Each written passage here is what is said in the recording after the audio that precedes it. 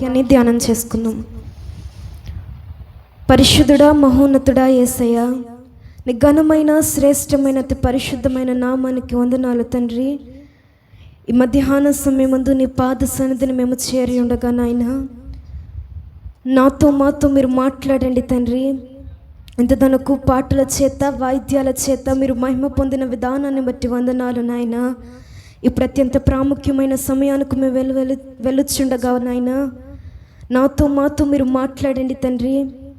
వాక్య రూపము దాల్చి నాయన మాతో మీరు మాట్లాడండి ప్రభువా.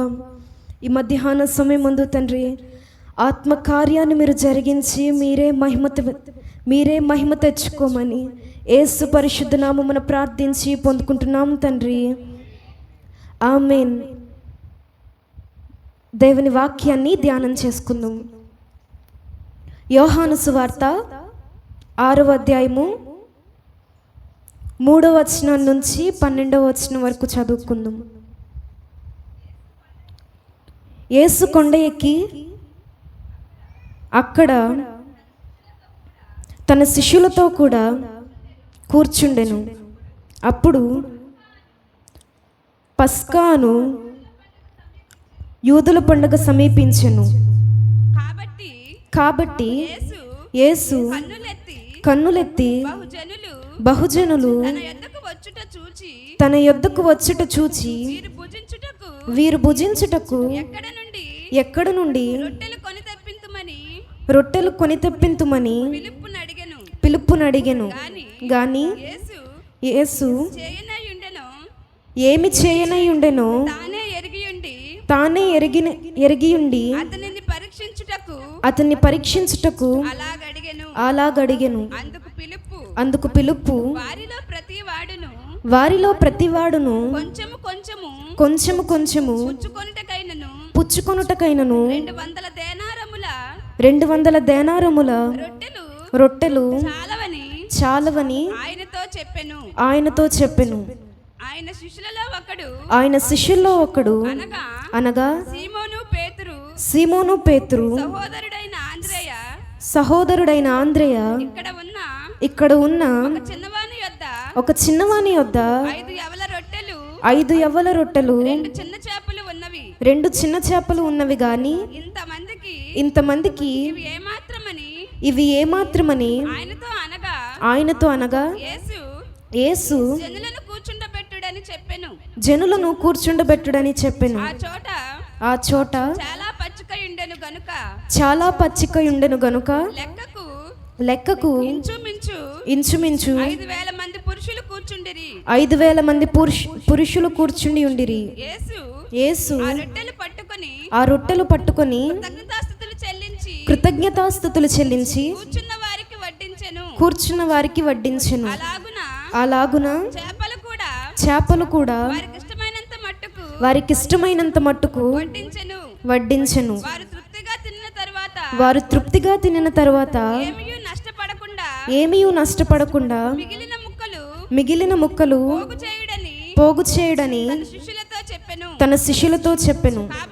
కాబట్టి వారు భుజించిన తరువాత వారి యొద్ద మిగిలిన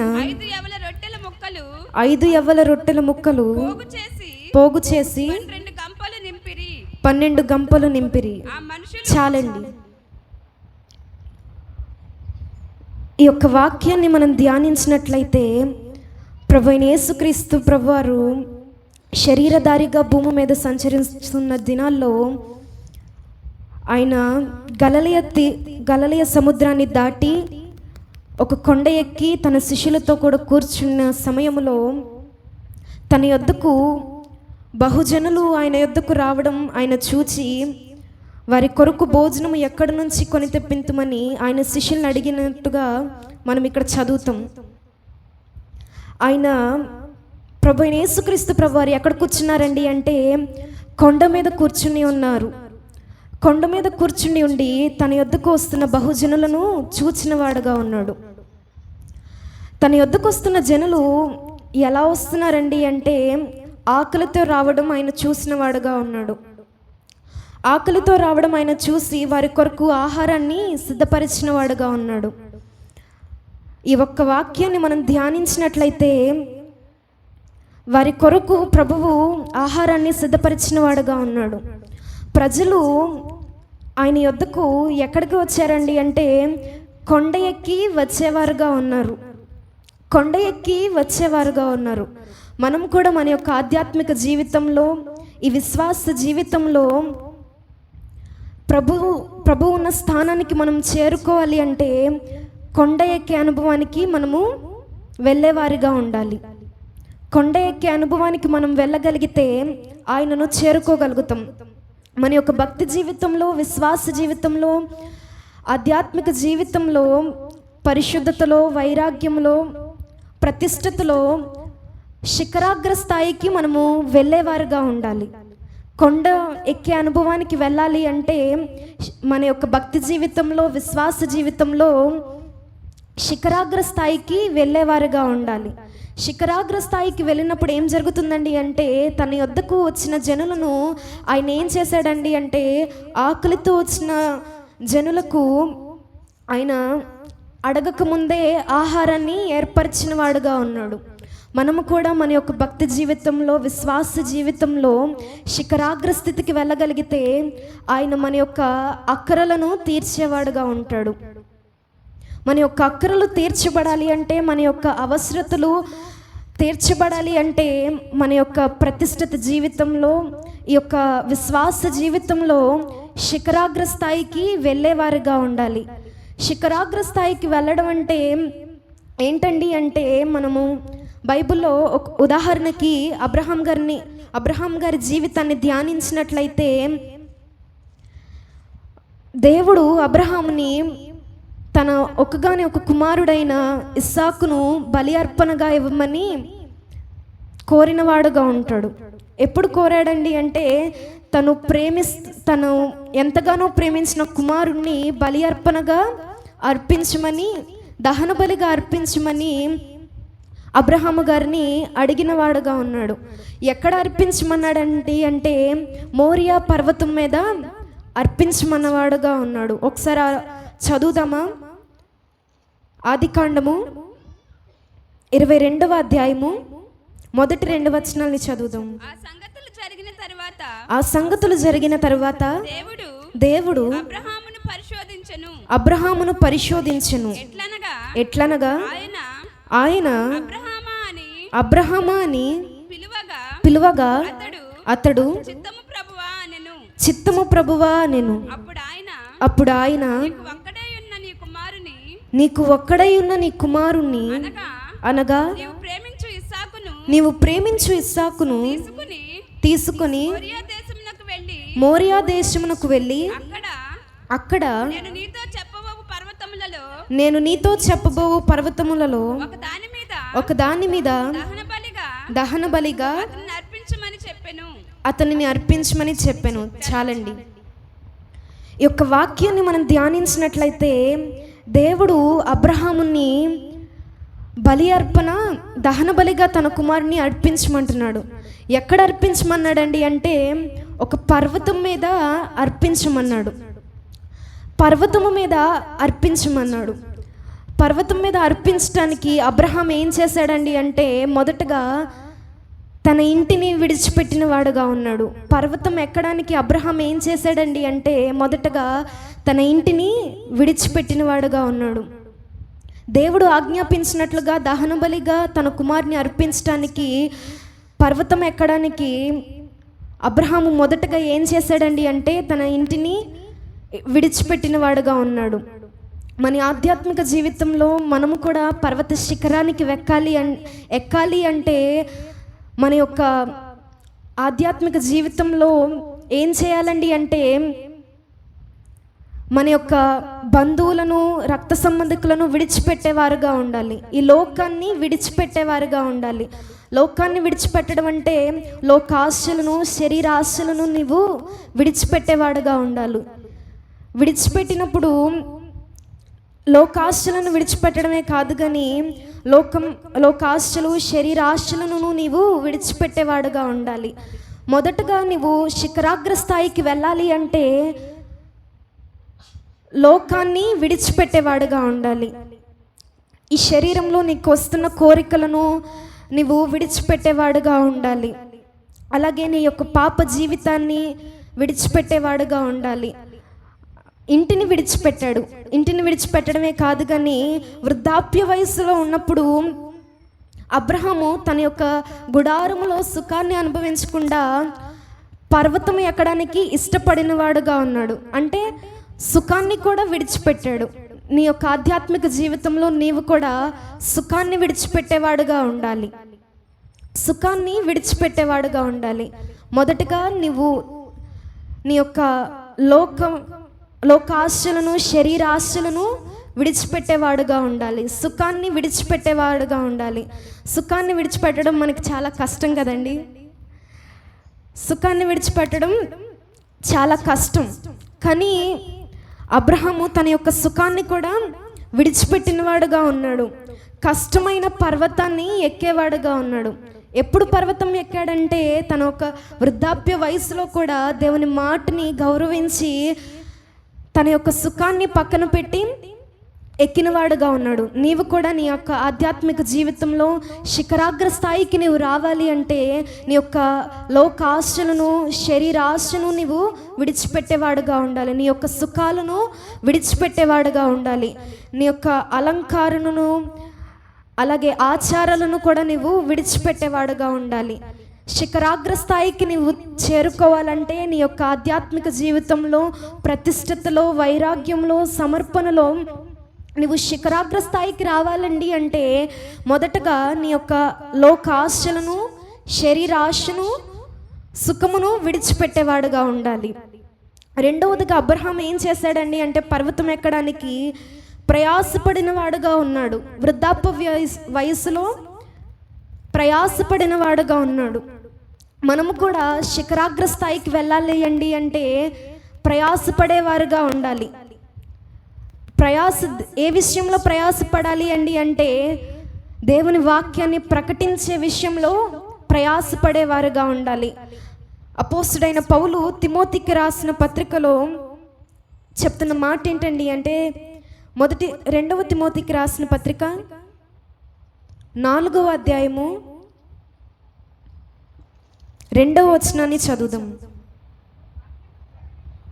వాక్యమును ప్రకటించుము, సమయమందును అసమయమందును ప్రయాసపడుము.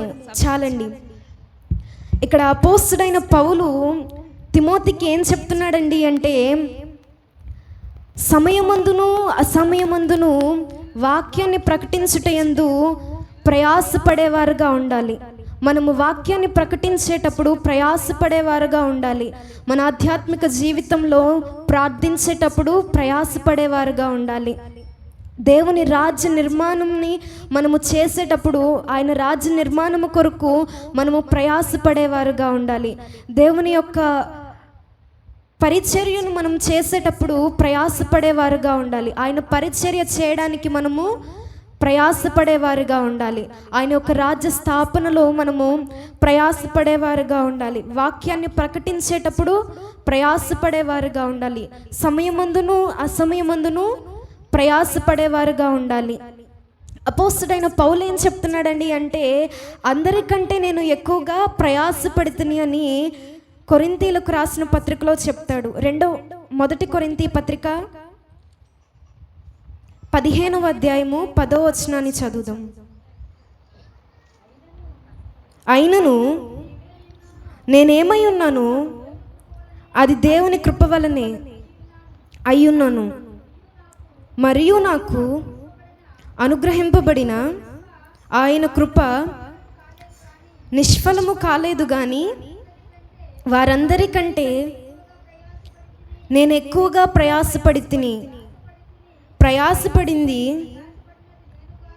ప్రయాసపడినది నేను కాను, నాకు తోడై ఉన్న దేవుని కృపయే. చాలండి. ఇక్కడ అపోస్తుడైన పౌలు ఏం చెప్తున్నాడండి అంటే ప్రయాసపడినది నేను కాదు, నాకు తోడై ఉన్న దేవుని కృపయే. మనం ప్రయాసపడేటప్పుడు ఎలా ప్రయాసపడాలి అంటే నిస్వార్థంగా ప్రయాసపడాలి. ఆయన పరిచర్య చేస్తున్న మనము, ఆయన వాక్యాన్ని ప్రకటించటంలో ప్రయాసపడే మనము ఎలా ప్రయాసపడాలండి అంటే నిస్వార్థముగా ప్రయాసపడేవారుగా ఉండాలి. ప్రయాసపడేటప్పుడు అందరికంటే ఎక్కువగా మనము ప్రయాసపడేవారుగా ఉండాలి. ఆయన పని చేయుటకు మనం ప్రయాసపడేవారుగా ఉండాలి. మనం ఎలా ప్రయాసపడాలండి అంటే అందరికంటే ఎక్కువగా ప్రయాసపడాలి. అపోస్తలుడైన పౌలు ఏం చెప్తున్నాడండి అంటే, అపోస్తలందరికంటే నేను ఎక్కువగా ప్రయాసపడి తిని, అందరికంటే ఎక్కువగా ప్రయాసపడి తిని. మనము కూడా ప్రయాసపడేటప్పుడు అందరికంటే ఎక్కువగా ప్రయాసపడేవారుగా ఉండాలి. మన యొక్క ఆధ్యాత్మిక జీవితంలో ప్రార్థించేటప్పుడు, వాక్యాన్ని ప్రకటించేటప్పుడు, ఆయన పరిచర్య చేసేటప్పుడు ప్రయాసపడడం అందరికంటే ఎక్కువగా ప్రయాసపడేవారుగా ఉండాలి. ప్రయాసపడేటప్పుడు ఏది ఆశించకుండా ప్రయాసపడాలి. నిస్వార్థంగా మనము ప్రయాసపడేవారుగా ఉండాలి. అలాగే మొదటిగా అబ్రహాము ఇంటిని విడిచిపెట్టిన వాడుగా ఉన్నాడు. రెండవదిగా ప్రయాసపడిన వాడుగా ఉన్నాడు. మూడవదిగా ఏం చేశాడండి అంటే, తను పర్వతం ఎక్కిన తర్వాత బలి అర్పించడానికి సిద్ధపడిన వాడుగా ఉన్నాడు. మనము ఏ బలులు అర్పించనక్కర్లేదు, కానీ మన శరీరమును సజీవ యాగముగా ఆయనకు సమర్పించుకునేవారుగా ఉండాలి. రోమీలకు రాసిన పత్రిక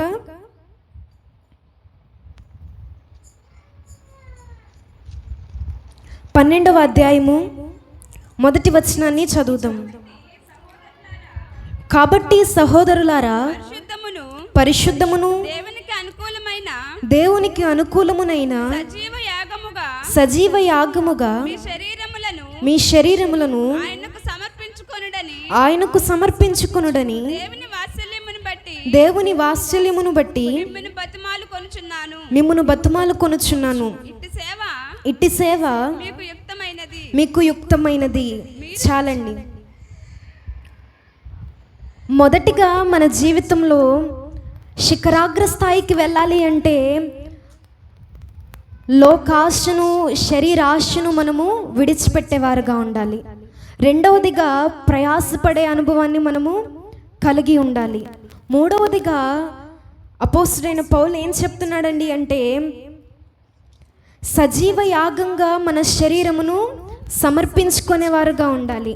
సజీవ యాగంగా మన శరీరమును సమర్పించుకున్నప్పుడు ఇంక మన అవయవములు మన కొరకు పనిచేయవు, దేవుని కొరకు పనిచేసేవిగా ఉంటాయి. ఇంకా పాపము చేయడానికి, పాపపు తలంపులు ఆలోచించడానికి మన యొక్క అవయవములు పనిచేసేవిగా ఉండవు. దేవుని పని చేయడానికి, దేవుని కార్యాలను జరిగించడానికి, ఆయన పరిచర్యను చేయడానికి, ప్రార్థించడానికి, వాక్యాన్ని చదవడానికి మన యొక్క అవయవములను వాడేవారుగా ఉంటాము. సజీవ యాగంగా మన శరీరములను సమర్పించుకోవడం అంటే ఆయన కొరకు మన శరీరమును సమర్పించుకోవడం అంటే ఆయన పనులు మనము చేసేవారుగా ఉండాలి. ఆయన పనులంటే ప్రార్థించటం, వాక్యం చదవడం, ఆయన పరిచర్యను చేయడం, ఆయన పరిచర్యను చేసేవారుగా ఉండాలి. ఇంకా మన అవయవములు పాపం చేయడానికి, పాపపు తలంపులు ఆలోచించడానికి, ఇంకా మన అవయవములు పనిచేసేవిగా ఉండవు. పరిశుద్ధత మార్గంలో నడవడానికి, పరిశుద్ధతలో మనము నిలవడానికి మన అవయవములు పనిచేసేవిగా ఉంటాయి. శిఖరాగ్ర స్థాయికి మనం వెళ్ళాలి అంటే మొదటిగా మనము లోకాశను, లోకంలో మనకు వస్తున్న ఆశలను, శరీరాశలను విడిచిపెట్టేవారుగా ఉండాలి. రెండవదిగా ప్రయాసపడేవారుగా ఉండాలి. మూడవదిగా సజీవ యాగంగా మన శరీరములను సమర్పించేవారుగా ఉండాలి. ఇంకా ఆయనకు మన శరీరమును సమర్పించినప్పుడు పాపము కొరకు మన అవయవములు పనిచేసేవిగా ఉండవు. శిఖరాగ్ర స్థాయికి మనము చేరుకున్నప్పుడు ఏం జరుగుతుంది అంటే అబ్రహాము తన కుమారుణ్ణి బలిగా అర్పించడానికి సిద్ధపడినప్పుడు దేవుడు తన కొరకు ఒక పొట్టేళ్లను ముందుగానే సిద్ధపరిచిన వాడుగా ఉన్నాడు. యెహోవా ఈరేగా చూచువాడుగా ఉండి ఆయన పొటేలును సిద్ధపరిచిన వాడుగా ఉన్నాడు. మనము కూడా మన ఆధ్యాత్మిక జీవితంలో శిఖరాగ్ర స్థాయికి చేరుకోగలిగితే మన అక్కరలను అడగకముందే ఆయన తీర్చేవాడుగా ఉంటాడు. ఆదికాండము 22వ అధ్యాయము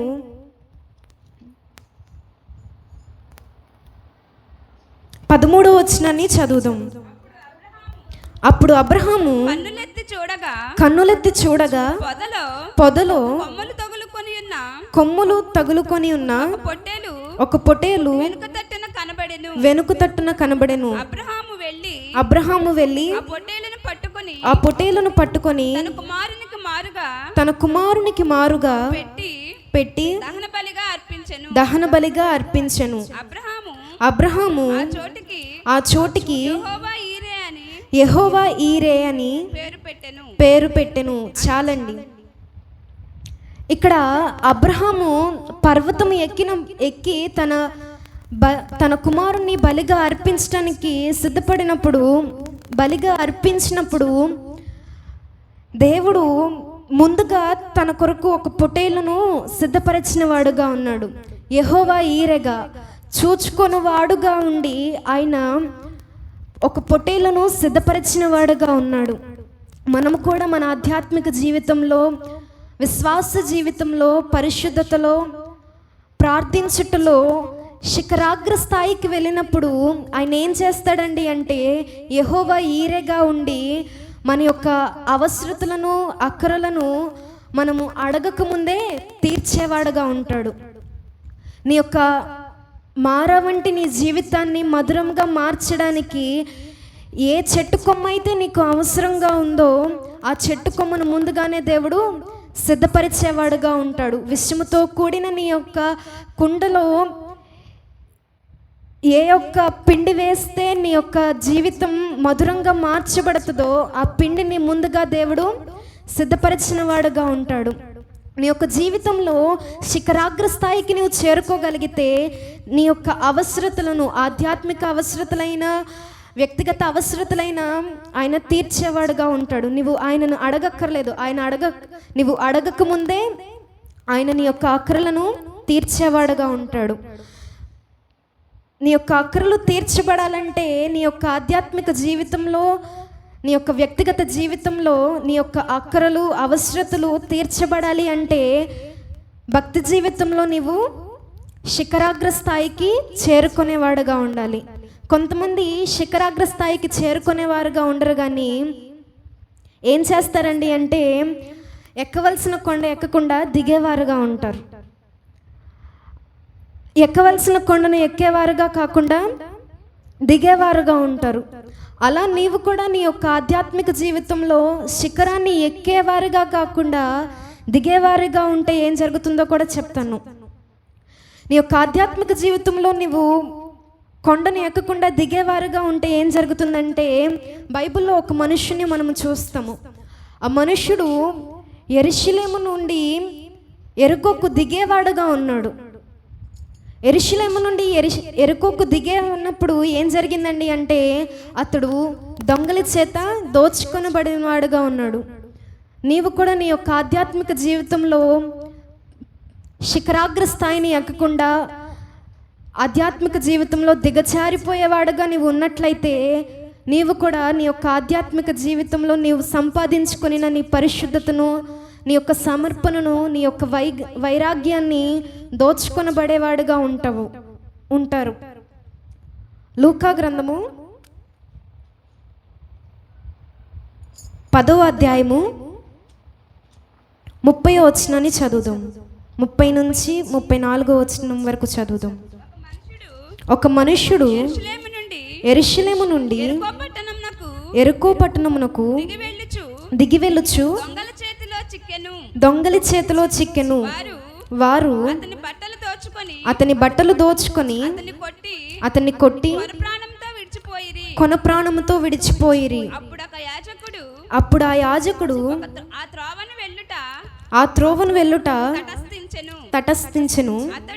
అతడు అతన్ని చూచి ప్రక్కగా పోయెను.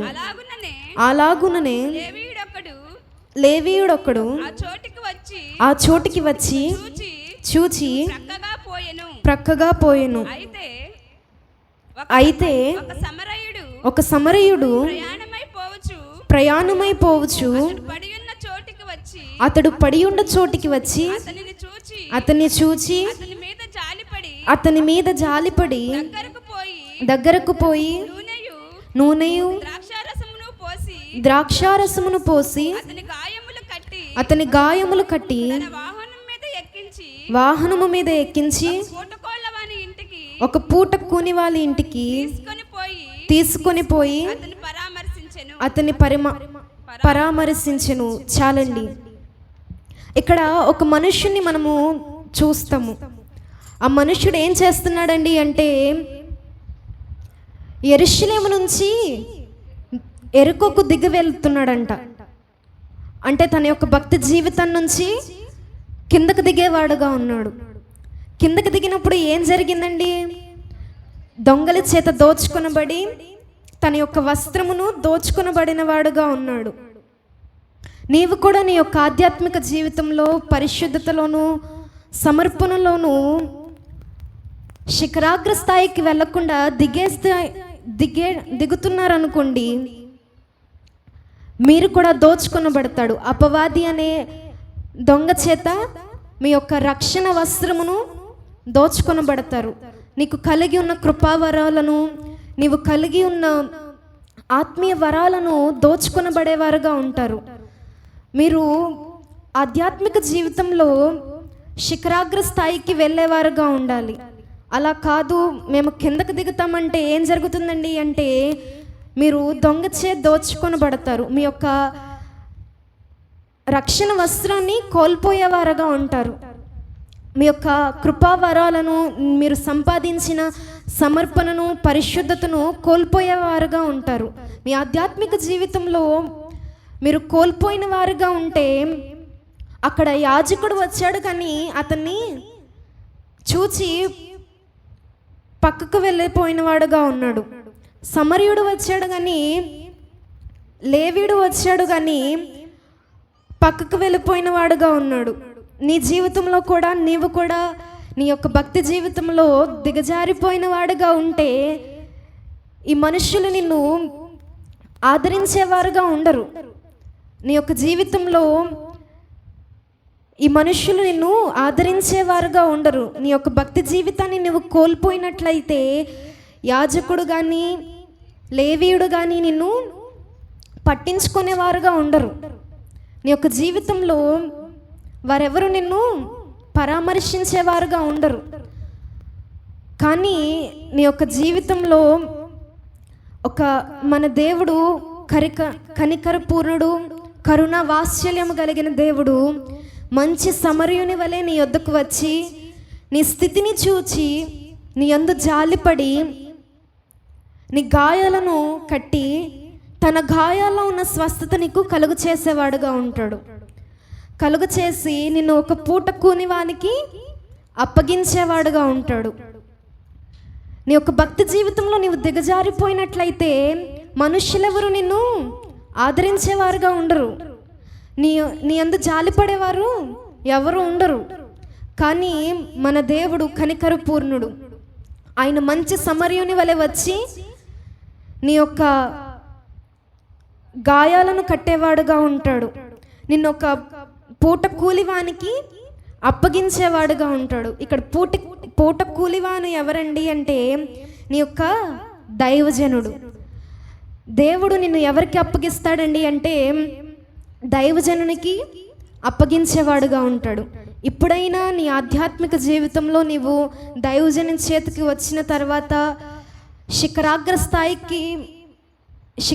స్థాయిని ఎక్కే అనుభవానికి వచ్చినట్లయితే నీ యొక్క అక్కరను ఆయన తీర్చేవాడుగా ఉంటాడు. ఎప్పుడు ఆయన నీ యొక్క అక్కరను తీరుస్తాడండి? భక్తి జీవితం నుంచి దిగజారిపోయినప్పుడా? ఎప్పుడు ఆయన నీ యొక్క అక్కరను తీర్చేవాడుగా ఉంటాడండి అంటే మీ యొక్క భక్తి జీవితంలో శిఖరాగ్ర స్థాయికి వచ్చినప్పుడు, నీ యొక్క ఆధ్యాత్మిక జీవితంలో పరిశుద్ధతలోను, పరిపూర్ణతలో నీవు సమర్పణలోను, వైరాగ్యములోను శిఖరాగ్ర స్థాయికి వచ్చినప్పుడు ఆయన నీ యొక్క అవసరతను తీర్చేవాడుగా ఉంటాడు. నీ యొక్క అవసరతలు తీర్చబడాలి అన్నా, మారవంటి నీ జీవితం మధురంగా మార్చబడాలి అన్నా, నీవు నీ యొక్క భక్తి జీవితంలో శిఖరాగ్ర స్థాయికి వచ్చేవాడుగా ఉండాలి. శిఖరాగ్ర స్థాయికి నీవు రాగలిగితే నీ యొక్క అవసరతలను ఆయన తీర్చేవాడుగా ఉంటాడు. అడగక ముందే ఆయన నీ యొక్క అవసరతను తీర్చేవాడుగా ఉంటాడు. నీ భక్తి జీవితంలో నీవు దిగజారిపోయినట్లయితే నిన్ను పట్టించుకునేవారు ఎవరు ఉండరు. యాజకుడు, లేవీడు వచ్చినా నిన్ను పట్టించుకునేవారుగా ఉండరు. కానీ ఈ దినమందు నీవు భక్తి జీవితంలో దిగజారిపోయేవాడుగా ఉన్నావా, లేక ఆధ్యాత్మిక జీవితంలో శిఖరాగ్ర స్థాయికి వెళ్ళేవాడుగా ఉన్నావా? నిన్ను నీవే పరీక్షించుకో. ఈ యొక్క దినమందు, ఈ మధ్యాహ్న సమయమందు మిమ్మల్ని మీరు పరీక్షించుకోండి. ఈ యొక్క జీవితంలో నీవు శిఖరాగ్ర స్థాయికి వెళ్ళగలిగితే ఆయన నీ యొక్క అక్కరను తీర్చి నీ జీవితంలో ఒక అద్భుతాన్ని చేసేవాడుగా ఉంటాడు. అట్టి కృపా పరిశుద్ధాత్మ దేవుడు మనందరికీ దయచేయునుగాక. ఆమేన్.